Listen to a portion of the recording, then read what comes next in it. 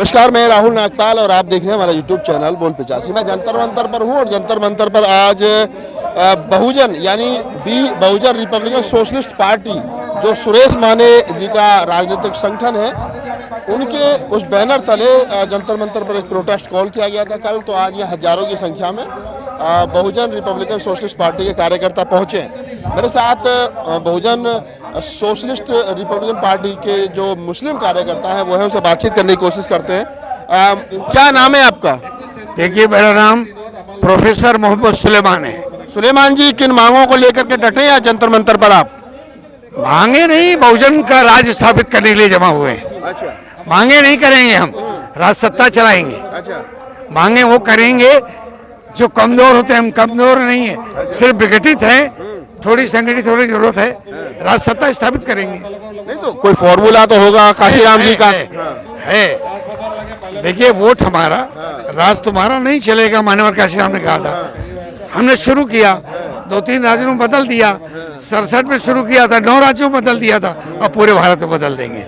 नहीं तो ऐसी क्या गड़बड़ी हुई है, कहाँ दिक्कत हुई है? जो रूल ऑफ लॉ खत्म हुआ है, बहुजनों पे अत्याचार हो रहा है, उनको अपॉर्चुनिटीज जो थी संवैधानिक छीनी जा रही हैं। आरक्षण कहाँ मिलेगा जब रेल बिक गई, तेल बिक गया, हवाई अड्डा तो मिलेगा क्या? सब वापस लाना है, बेचने वाले सौदागरों को जेल भेजना है। अच्छा, आप कह रहे हैं बेचने वाले सौदागरों को जेल भेजना है, लेकिन अभी तो आपको अपने आप को ही बचाना भारी पड़ रहा है उनके चुंगल से। देखिए, चंद लोगों को नुकसान पहुंचा है, लेकिन चंद ही लोगों को पहुंचा है, देश बचा है अभी। ये महान देश नहीं मिटेगा। महान देश पुनः बहुजनों की शक्ति से स्थापित होगा, संवैधानिक राज पुनः कायम होगा। आप कह रहे हैं संवैधानिक राज पुनः कायम होगा, लेकिन वर्तमान समय में जो देखा जा रहा है, काशीराम साहब की जो विचारधारा थी 1585 की, वो समाप्त की ओर है। बहुजन नेता एक प्लेटफॉर्म पर आ नहीं रहे हैं। जो 1585 की राजनीति करते थे वो सर्वजनिता सर्वजन सुखाय की बात कर रहे हैं। अब आपकी ऐसे दौर में कौन सुनेगा जब भारत को हिंदू राष्ट्र बनाने की बात चल रही हो? भारत में हिंदू राष्ट्र बन ही नहीं सकता।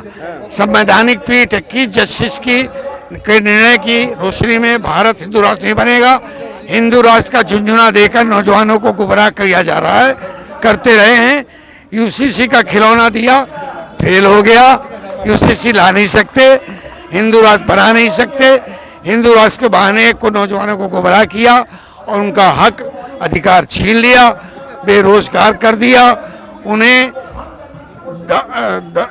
नशीली चीज़ों का आदी बनाने की कोशिश कर रहे हैं। इन सबको हमें पुनः स्थापित करना है, देश को बचाना है। आपने कहा देश को बचाना है, लेकिन आप मुझे बताइए किन लोगों से बचाना है? किन लोगों से खतरा है देश को? आरएसएस के चंगुल से बचाना है। आरएसएस तो सबसे ज्यादा राष्ट्रभक्त है। जी नहीं, वो ब्राह्मण भक्त हैं, वो मनुवादी हैं।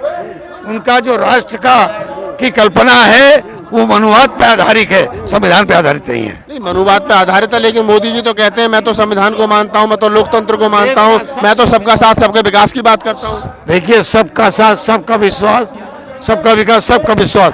सबसे बड़ा विश्वासघाती अगर कोई प्रधानमंत्री हो सकता है तो मोदी है। सबसे ज्यादा झूठ बोलने वाला कोई प्रधानमंत्री हो सकता है तो मोदी जी है। नहीं, आप कह रहे हो मोदी जी डर नहीं लगता, जबकि ऐसे दौर में जब मुसलमानों के साथ में लिंचिंग कर दी जाती हो, क्या नाम उनके साथ का उनकी जान ले ली जाती हो, और आप इतना मुखर होकर के बोलते हो? देखिए, जो अल्लाह से डरते हैं मौत से नहीं डरते। अच्छा, अल्लाह से डरते हो, मौत से नहीं डरते, लेकिन मौत जिस प्रकार से लोगों को, चाहे मणिपुर का मामला रहा हो, चाहे और पूरे देश में मुसलमानों के साथ में, दलितों के साथ में, पिछड़ों के साथ में जो हो रहा है, उससे बिल्कुल मतलब आपको थोड़ा बहुत ये भी गुनाहों पर अत्याचार, उनकी मौत, महिलाओं की इस्मतदरी, नंगा घुमाया जाना, ये उनको तबाह करके बर्बाद करके रखते।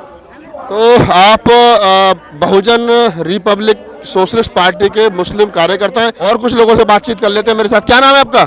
मेरा नाम नवाब अली अब्बास है। नवाब अली अब्बास जी हैं, कहाँ क्या क्या करने आए हो? मैं धरने में आया हूँ, देख रहा हूँ कि ये क्या चल रहा है, देश के अंदर हो क्या रहा है। देश का यानी कि हमारी आत्मा मर चुकी है, और हमको देखो, आप मीडिया हैं, आप हमारा चौथा स्टैंप हैं। हमारा जब चौथा स्टैंप अगर सत्य नहीं बोलेगा तो फिर हम लोगों तक सही बात कैसे पहुंचाएंगे? न्यायपालिका में आज थोड़ा कम जाने, चंचूड़ जी हैं जो आप सही बोल रहे हैं, वरना हमारा न्यायपालिका में कमजोरी आ गई है, और आप चौथा स्टैंप है, आपकी सही बात नहीं दिखा रहे हैं। अभी आपने पूछा मौलाना से कि आपको डर नहीं लगता? मौत एक बार आनी है ना, हक पे लड़ो। तो हक की लड़ाई लड़ रहे हैं हम लोग। और हमें सत्य बोलना है, हमें झूठ भी नहीं बोलना है, हमें हराम भी नहीं खाना है, और हमें जिसका सही अधिकार है उस तक पहुंचाना है। नहीं, आप कह रहे हैं जिसका सही अधिकार है उसके साथ पहुंचाना। आप दलित मुस्लिम गठजोड़ को बनाने की बार बार कोशिश की जा रही है यहाँ पे, आज भी आप दलित मुस्लिम गठजोड़ के तहत यहाँ आए हो। आपको लगता है कि आपका भला जो है वो दलितों के साथ जाने से होगा? नहीं, हमारा देशवासी हम देशवासी के साथ हैं, हमारा दलित भी भाई है, हमारा ब्राह्मण ठाकुर, हम सब भाई हैं। अब हमको जागने की जरूरत है। लड़ाई किससे है आपकी? हमारी लड़ाई इस बात की है कि अभी आपने देखा केरला में कि बेटियों को नंगा घुमाया जा रहा है। कौन लोग थे घुमाने वाले? अरे वो देश में कोई ना कोई तो होगा। कौन सी मानसिकता के लोग थे? उनके पीछे कौन सी ताकतें खड़ी हैं? उनके पीछे जो ताकतें उनको बंद नहीं कर रही है, वही ताकतें उनके पीछे खड़ी हैं। सरकार, प्रधानमंत्री जी एक्शन क्यों नहीं ले रहे हैं? अरे ये प्रधानमंत्री जी को सोचना चाहिए कि आने वाले समय पे अपना नाम कमाना है या फिर नाम डुबाना है। जब दिन हुआ है तो रात भी हुई, और रात हुई है तो दिन भी हुआ है। आप मुसलमान हो, आप दलित मुस्लिम गठजोड़ की बात हो रही है, मैं वही कह रहा हूँ कि अगर आप दलित मुस्लिम एकता की बात करते हो तो इस देश के अंदर आपका दुश्मन कौन है ये तो तय होना चाहिए ना, पता होना चाहिए। लड़ाई लड़नी किससे तब आपको पता होगा, तभी तो लड़ पाओगे ना। हमारा दुश्मन है जुर्म, जो जुर्म हो रहा है और जो जुर्म कर रहा है वो हमारा दुश्मन है। कौन लोग कर रहे हैं जुर्म? उनके पीछे कौन सी ताकतें जो जुर्म कर रहे हैं? ये तो तुम्हें भी इलेक्ट्रॉनिक मीडिया हो, आपको देखना चाहिए कि कौन जुर्म कर रहा है, कौन उनको बंद नहीं कर रहा है। धड़ेआम कत्ल हो रहा है, धड़ेआम लिंचिंग हो रही है, आपको नहीं दिख रहा है? आपको भी दिख रहा है इस बात को। तो नाम लेने से डर रहे हैं आप? नहीं, मैं क्यों नाम लेने लगा भाई किसी का? वो तो सबको दिख रहा है, पूरे देश को दिख रहा है। यानी मेरे नाम लेने से इतना खौफ है कि आप नाम लेने से भी डर रहे हैं? हमें खौफ नहीं है, हमें अल्लाह का खौफ है, हमें किसी का खौफ नहीं है। बस हम तो एक ही बात कहते हैं कि शिक्षित बनो और संगठित रहो और संघर्ष करो। ये डॉक्टर अम्बेडकर की कोटेशन है। हम उनके संविधान पे, हम संविधान को मानते हैं, संविधान के बाहर नहीं जाते, कभी कानून हाथ में नहीं लेते हम लोग सीधे संविधान को मानते हैं और संविधान से ही देश चलता है। कुछ लोग तो कहते हैं ना मुसलमानों से देश को खतरा है। अरे कौन कहता है मुसलमान? आप 30,000 की हमारी लिस्ट लगी हुई है इंडिया गेट पे, कभी देखा है हमने? सही दी। आप देशभक्त नहीं हो? हम देशभक्त हैं, हम देशभक्त हैं। हमारी 37,000 की लिस्ट लगी हुई है शहीद। हम जब देश आजाद हुआ तो सबसे बड़ी लिस्ट हम मुस्लिम लोगों की है। कौन से लोग हैं जो ये कह रहे हैं कि मुसलमानों की देशभक्ति पर जो बार बार शक करते हैं? कौन लोग हैं फिर ये? देखो, ये वो लोग हैं जो देश का बुरा चाहते हैं, देश को पीछे लेके जा रहे हैं, देश को आगे नहीं बढ़ा रहे। अच्छा चलो एक बात सुनते हैं, जब घर में 4 भाई होते हैं और एक जगह रहते हैं तो वो ताकतवर होते हैं। अगर चारों भाइयों में फूट पड़ जाती है तो वो कमजोर हो जाते हैं। आज हमारे देश के 4 भाई हैं, हिंदू मुस्लिम सिख ईसाई, हम सब भाई हैं।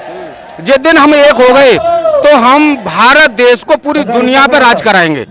जिस दिन हम 4 भाई एक हो गए। मोदी जी के राज में, मोदी जी की सरकार में देश तरक्की कर रहा है, विदेशों में मान सम्मान बढ़ा है, मुसलमानों की जरूरत नहीं है देश के योगदान में। आपको लग रहा है? मुझे तो लग रहा है जो वर्तमान समय में बिना मुसलमानों के देश चल रहा है। आप बता दो मुझे, उत्तर प्रदेश में योगी की पूर्ण बहुमत की सरकार चल रही है, एक भी मुसलमान विधायक नहीं है, तो जरूरत क्या है तुम्हारी देश के आगे बढ़ने के सहयोग में?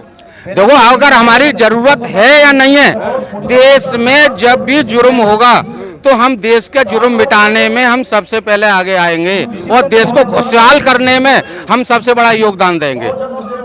चलिए खैर, ये मुल्ला जी हैं और इन्होंने जो अपने परिचय में बताया, मैं एक ही बात कहूँगा कि ऐसे लोग बहुत कम हैं जो इस देश के अंदर भाईचारे की बात कर रहे हैं। लेकिन कहीं ना कहीं बहुत सारे लोग जो सरकार में बैठे हैं, जो जिनके सहयोग से सरकार चल रही है, हुकूमत चल रही है, वो लोग कहीं ना कहीं भारत में भाईचारे को बिगाड़ने की बात कर रहे हैं। यहाँ पर दलित, मुस्लिम और पिछड़ा यानी जो माइनॉरिटी है और OBC है, दलित है, उन सबको इकट्ठा करके और जो 85% बहुजन समाज है उसकी राजनीति को मजबूत करने की बात की जाए। तो मुल्ला जी उसी में आए थे, तो हमने सोचा इनसे बातचीत की जाए ताकि पता चल सके कि जो फूले अम्बेडकरी कॉन्सेप्ट है वो कितना सही मायने में लोगों को मालूम है। धन्यवाद।